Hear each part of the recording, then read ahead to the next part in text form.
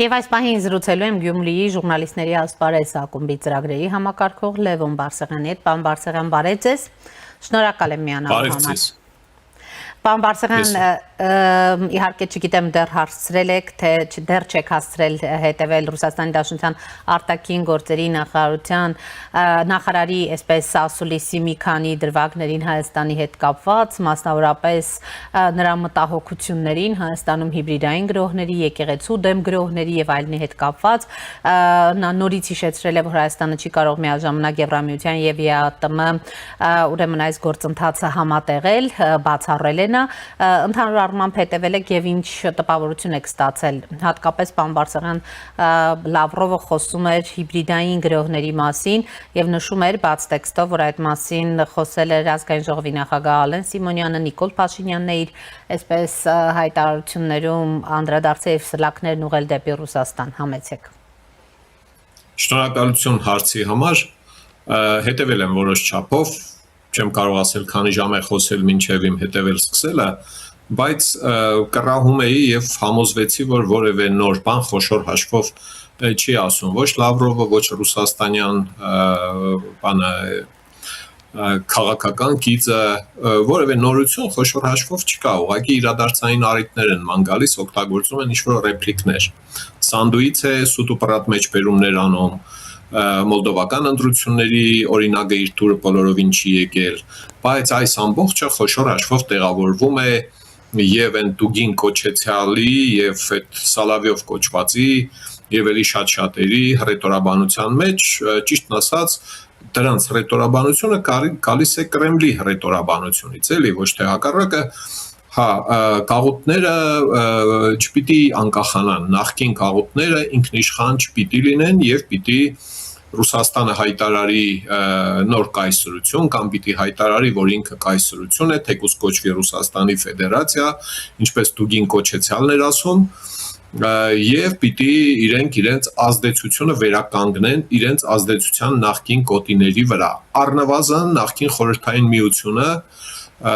պիտի լինի իրենց կրնկի տակ, այսպես ասած,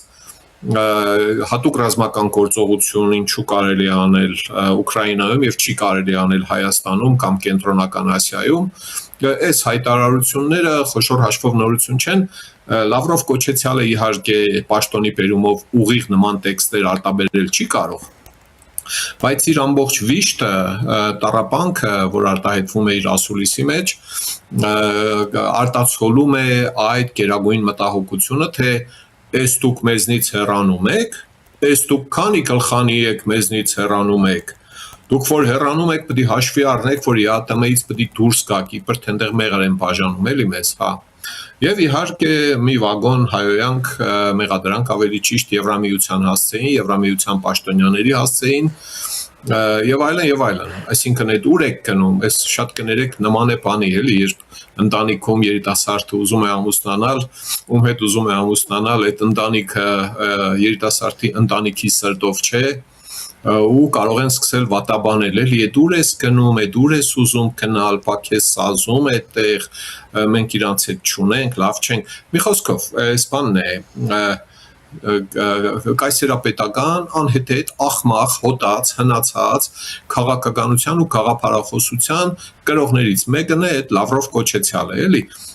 եթե նույնիսկ ելույթ չունենա չխոսի, հաջորդ ասուլիսից առաջ կարող եմ մոտավորապես, ոչ միայն ես, շատերը կարող ենք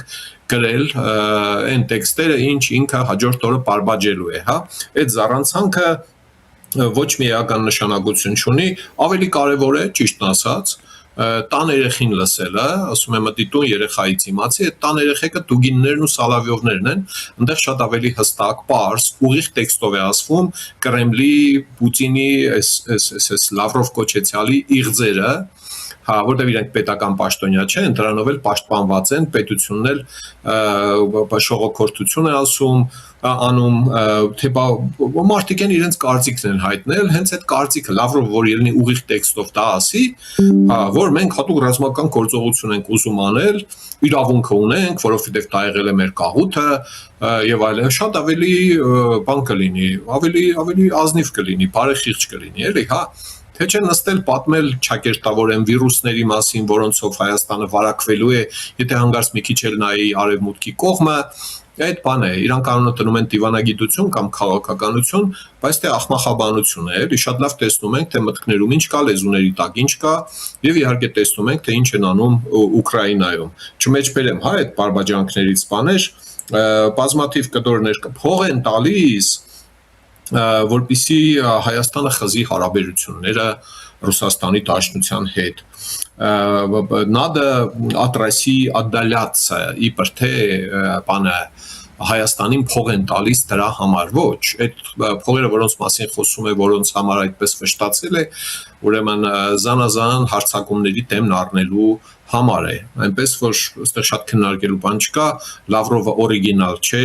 ինքնատիպ որևէ միտք չի ասում, նույն բաներն են, որը լսել ենք եւ ուրեմն եւ էլի մեր հասցեին ենք լսել եւ Մոլդովայի հասցեին եւ Վրաստանի հասցեին ենք լսել ժամանակին, Ուկրաինայի հասցեին ենք լսել, այնպես որ այստեղ իրականում նորություն չկա, ափսոս են ժամանակը, բայց թե գործը դինայենք եւ ինչ անենք։ Լավ, պարոն Բարսեղյան, իսկ այդ հիբրիդային գրոհների դեմ պայքարի առումով Հայաստանը ընդհանրապես որ չափով է պատրաստ, որ չափով է կարողանալու, որ չափով հնարավոր կլինի կանխել մինչև օրինակ խորհրդարանական ընտրություններ այդ գրոհների տեղատարափը, որ ամեն վարքյան տեղի է ունենում։ Ի վերջո, որքան էլ ռուսական կողմը հերքի, գիտենք, որ հազարավոր տելեգրամյան ալիքներ են բացվում հենց հարվածելու իշխանություններին։ Այսպես կոչված հիբրիդային գրոհները, ես այդպես չեմ կոչում ճիշտն ասած, բազմազան կամ բազմատեսակ կամ զանազան հարձակումներ կոչենք, էլի, հիբրիդը զույգ է հուշում, դրա համար այդ բառը դուրս չի գալիս, էլի, այստեղ ընդհանրապես մի զույգ հարձակման մեթոդ չի օգտագործվում, էլի, բանը, դրանց դեմ պիտի պայքարել միշտ, ոչ թե ընտրությունից ընտրություն կամ ընտրությունների շեմին դիմել Եվրամիությանը, ասել մեզ օգնեք, որպեսզի կարողանանք դիմակայել Հայաստանի դիմացկունության մակարդակը բարձրացնենք, Հայաստանի իշխանությունները շեշտում եմ, կրկնել եմ մի քանի անգամ, տնային աշխատանքը չի կատարել այս մասով։ Հայաստանի իշխանությունները ունեցել են եւ ունեն բոլոր գործիքները, օրենսդիր, գործադիր, բոլոր դատական գործիքներն էլ հետը, հա, օրենսդիր ու գործադիր գործիքներն ունեն, որպեսզի դիմագրավեն Հայաստանի Հանրապետության դեմ, Հայաստանի ինքնիշխանության դեմ, Հայաստանի ժողովրդավարության դեմ, մարդու հիմնարար իրավունքների դեմ, բոլոր հնարավոր հարձակումներին, դրանք լինեն վերբալ, թե լինեն ֆիզիկական հարձակումներ, լինեն խոսքեր, ռեպլիկներ, հայտարարություններ, կոչեր, քարոզ, սովետական մարտակեր ռեժիմի նկատմամբ կարոտաբաղձության սնուցում եւ արտնացում, տեսեք կալբասը այսքան էր արախ կար այն ժամանակ այսպես, մսի կոմբինատից էինք ցրում տանում տներով բան եւ այլ, տեսեք այս շենքը սարքվել է սովետի ժամանակ եւ չխոսել սովետի տված վնասների մասին, դա էլ է Հայաստանի ինքնիշխանության դեմ քարոզի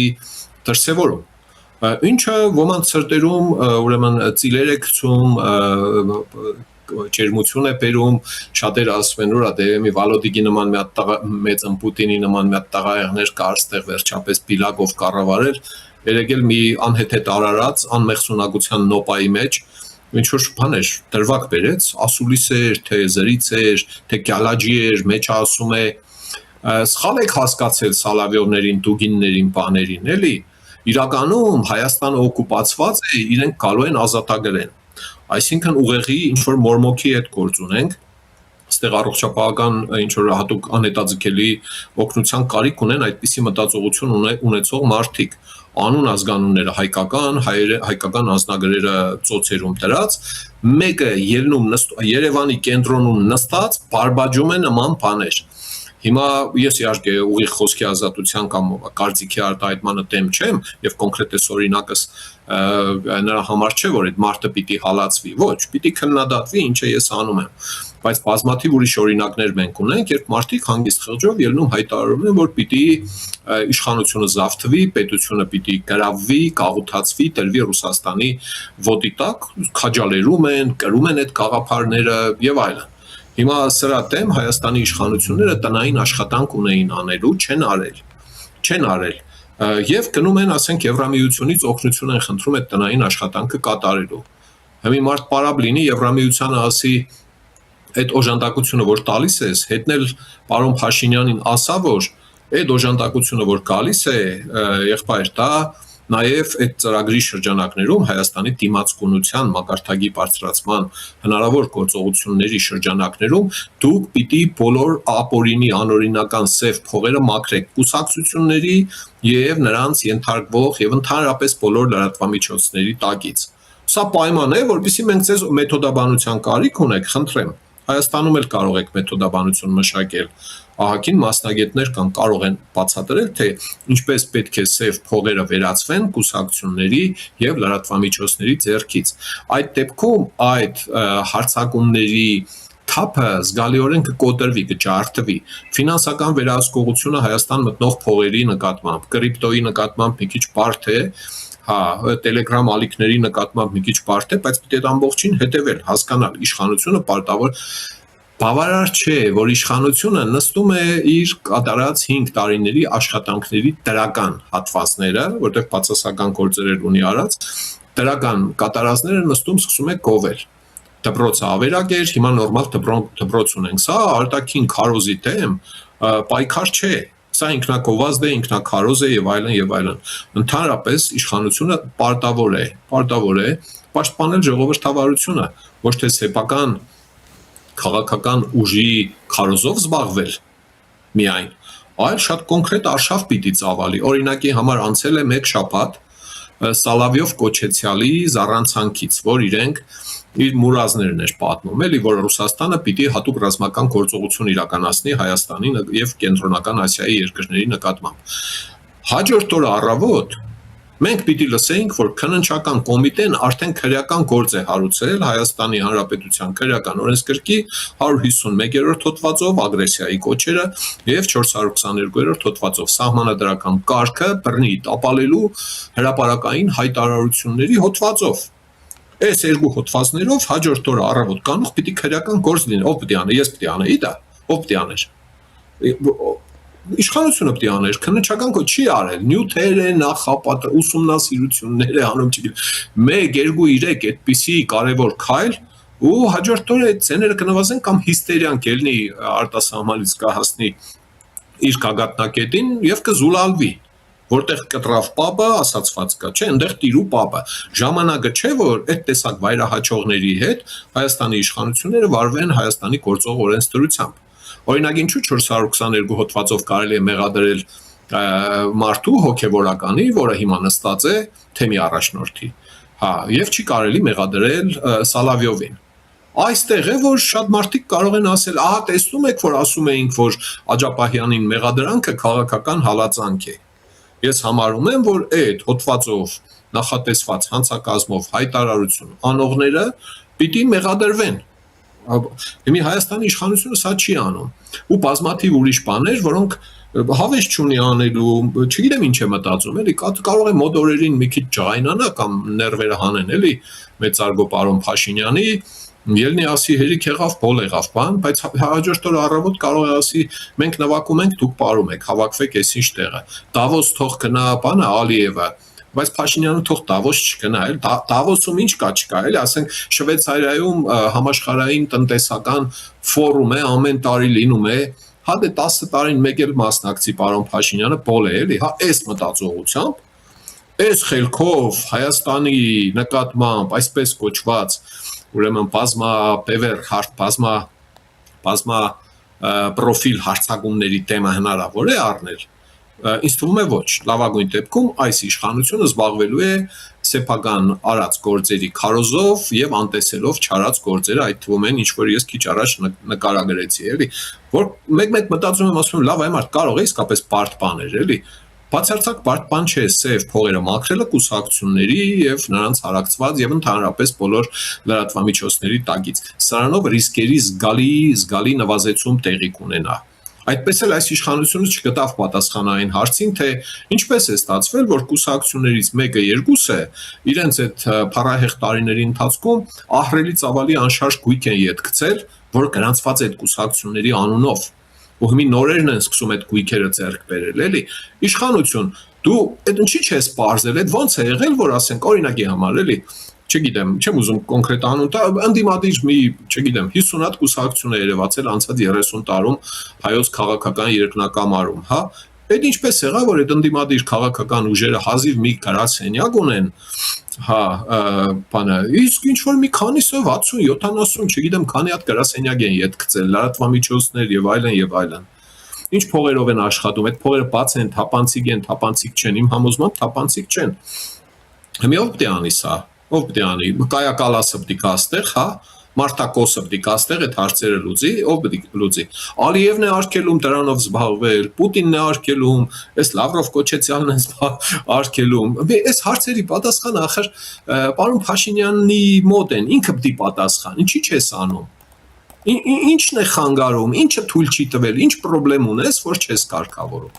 Եկեղեցու պատմություններ մի հատ առանձին կինո է, կներեք, Պարոն Բարսեղյան, մի այսպես ուղղակի հիշեցում, որ Սոլովյովի հետ կապված, եթե հիշում եք, արտաքին գործերի նախարարություն կանչվեց Կոպերկինը բողոքի նոտա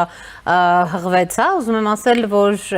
գուցե միայն այսպեսի առաջընթաց, որովհետև օրինակ Դուգինի դեպքում դա է տեսանք։ Այդ գիտեք ինչի է նման, ոնց որ ռինգում ուժեղ մարզիկը ուժեղ դիրք ունեցող ոչ թե խփի միանգամից նոկաուտ անի, այլ սկսի ուրեմն 10 ռաունդ վազել ռինգում, չլել այդ վերջում նոր փորձի ինչ-որ բան անել։ Այ մարդ, քրեական օրենսգրքի 151-ն ու 422-ը ով է չեղարկել։ Հիմա որ ես ելնեմ նույն տեքստը հիմա բարբաջեմ, էլի կներեք, գալու են 15 րոպե հետո մեղադրանք ներկայացնեն, չէ՞։ Այդ ինչի քրեական գործ չեք հարուցում։ Քրեական գործ հարուցելը բարդ, ոչ եմ ասում գնացեք առևանգեք բերեք այդ կենթանուն ստեղ տատեք, չեմ ասում, չէ՞ ես նման բան։